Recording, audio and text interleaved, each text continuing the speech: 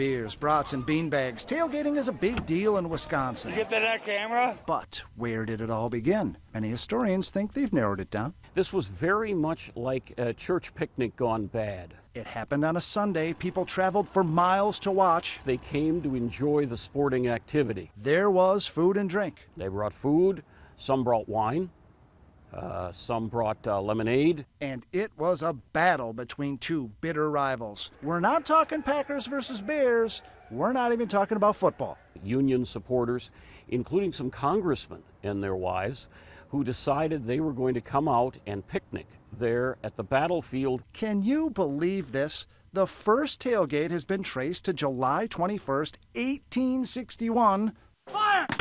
The first battle in the Civil War. Watch the Union Army trounce the Confederates and send these southern scallywags back to the South, send them back to where they belong. If people packing a lunch to watch a gun battle sounds morbid, you're right. But according to historian Stephen Hauser, the people who came to watch the Battle of Bull Run did not know the war would end up so violent and so bloody. They're assuming this is going to be neat and clean.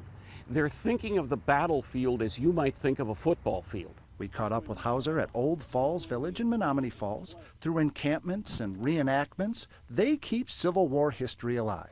And speaking of history, Bull Run did not go well for the Union Army. A Southern victory would be an understatement.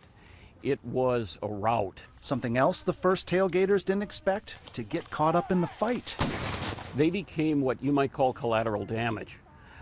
They were there in the way, and it was the Northern Army that inflicted pain and misery on the onlookers by retreating over them. The Union would eventually prevail. The first football tailgate would come just 8 years later in 1869. The rise of the automobile brought tailgating to the masses, and many would say it has been perfected in the hallowed parking lots of Camp Randall, AmFam, and Lambeau Field. But one very important lesson has survived since 1861. It is best for fans to stay far away from the field of battle. In Milwaukee, Bill Walsh, CBS 58 News.